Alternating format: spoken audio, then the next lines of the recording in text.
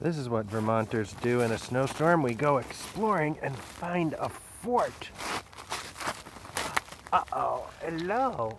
There they are. Come in! All right, I'm coming in. We're in the woods near Brattleboro, in Brattleboro. The retreat trails. It's gonna be a great storm. You're brushing the snow off?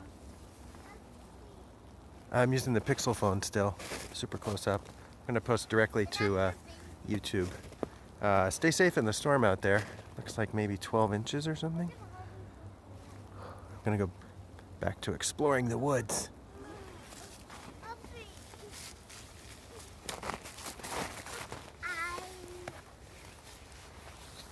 How did they make this little teepee?